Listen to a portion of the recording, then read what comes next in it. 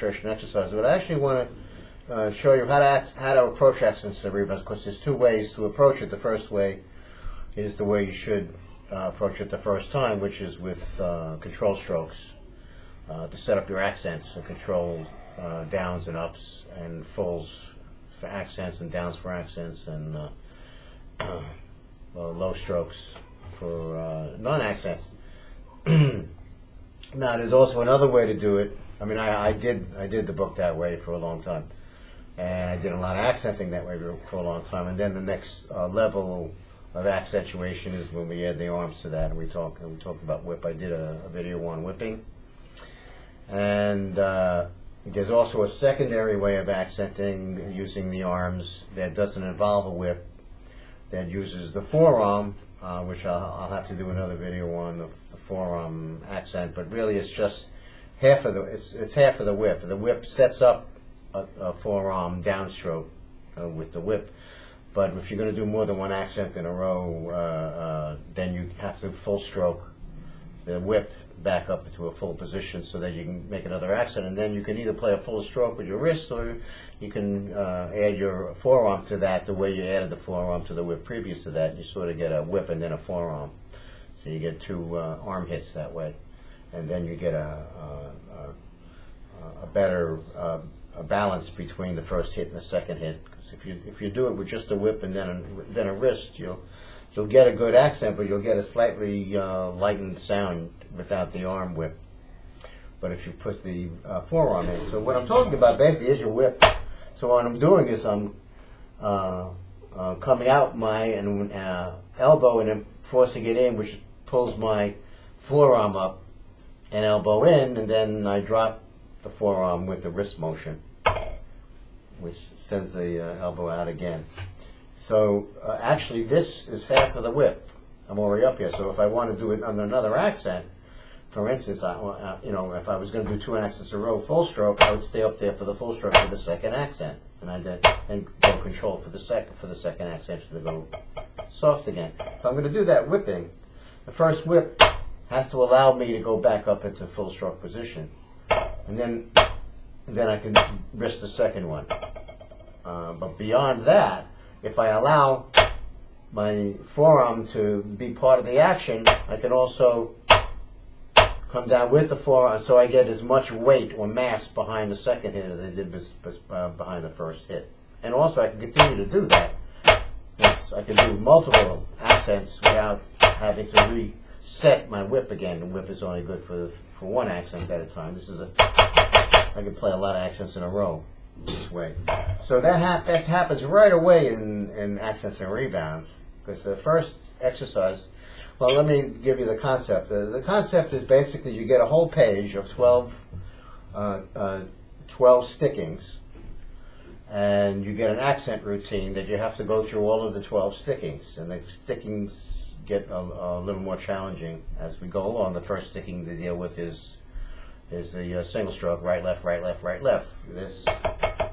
And the second sticking is the reverse, which is left, right, left, right, left, right. And then you go into a double stroke sticking, then a left double stroke, then you go into a paradiddle sticking, and you go into a paradiddle inversion sticking, and then you go into four on each hand,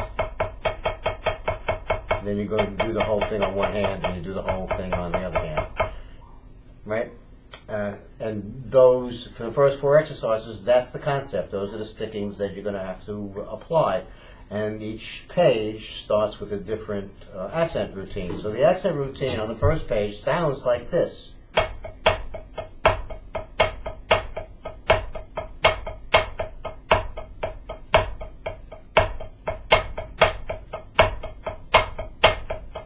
Which I'm doing now with control strokes. I'm not doing them whips. I'm just showing you the way you should learn this stuff, so you learn the accent routine, how to get in position for your accents before you start whipping and forearming. So that's the sound. Then you have to do it. Two is left-sided. So what I'm going to do is use whips instead. So if you look at the pattern, right, that's with the control strokes. I have full down. I have two full full stroke. I'm going up. So the first whip is going to stay up there, and then I'm going to come down the second one, and then the next accent's on the left hand. Whip, full, forearm, left hand accent. So you see I'm using two whips, the whip on the right side and the whip on the left side, but the first whip has a secondary forearm stroke, so the first whip has to go back up the full level, with or without the forearm, but that's what happens. So looking at it at one hand at a time, it's like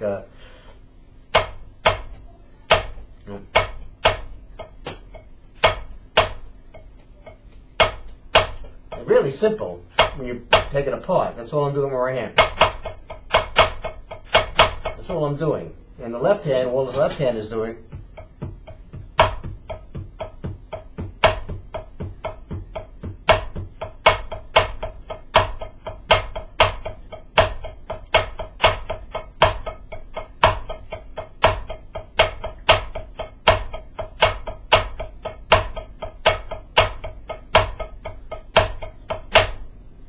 One repeat. The line, repeated the line, did the second ending. That's one. Number two, same thing, except now I have a left hand lead.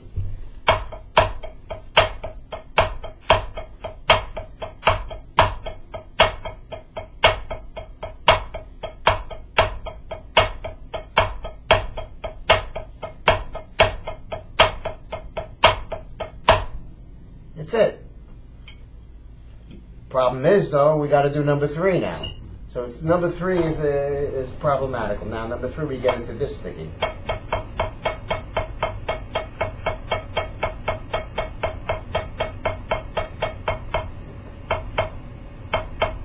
Right? So we have a problem where we have accents and then a tap, and then there's other places where we have a tap and an accent. And there's other places where we don't have any accent, we just have taps. So just to break this down on what the problems are, and what the issues are, it's not a problem if you practice it, is that you can either play a whip and a tap, right? Or you can play a tap and a whip. Now there's two other possibilities. You can play a whip and a forearm, play two accents with the two notes, or you can play no accents with the two notes. So you have either accent tap, tap accent, tap tap, and accent accent. Those are the only things you can do physically with two strokes in a row, and that's what we're dealing with, two strokes in a row. So there's this, right? So the pattern is, so I'm going to go my two down taps, right? And then the next one is a tap up.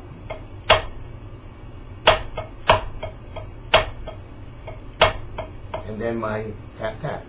There's no double accent in this exercise. So you only get to do those three.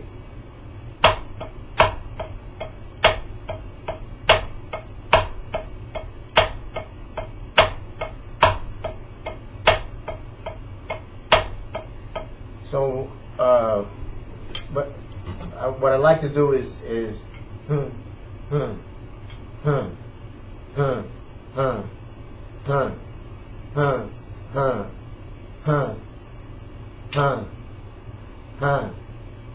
So what I'm showing you is how I think about the whip setups. So how I'm trying to prepare my whip with my body. So so that's how I have to move.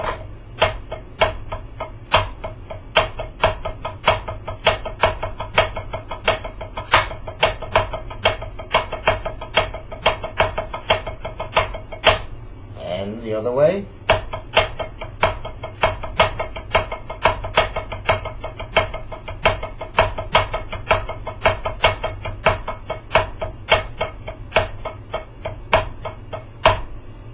Okay, so I get how I'm supposed to move, my movement down, how I got to throw my weight. the left side or the right side, and I need to initiate my my elbow a little bit before my wrist and arm movement, so that I get the momentum going in the right time, so that I'm hitting the accent where I want to hit it. So that was number 2, and that was number 3. It wasn't as hard as it appeared, and of course that's separated.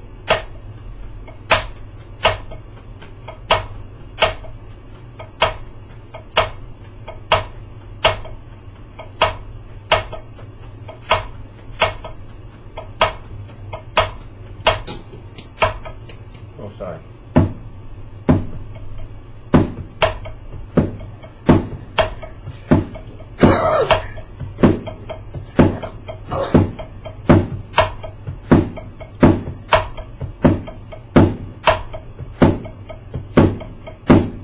Okay. Send it backwards.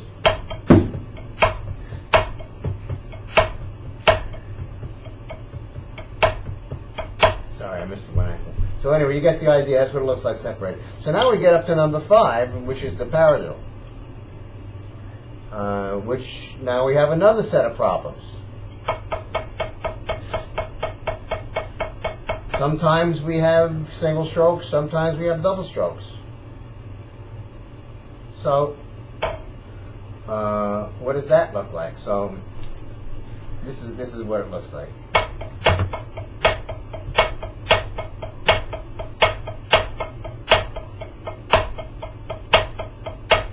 So dum dum dum hum hum hum hum hum hum hum hum hum hum hum hum hum hum hum hum hum, and the other way.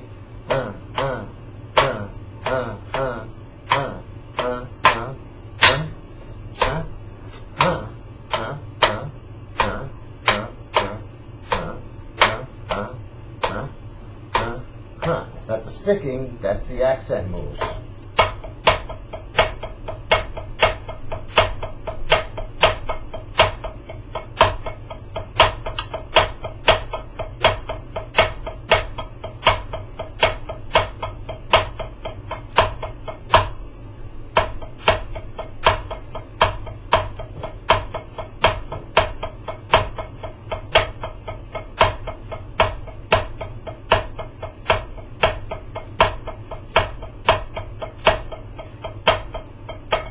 Okay, that's it. That's the paradiddle. And I think that's enough to begin with. That's the first half of the page.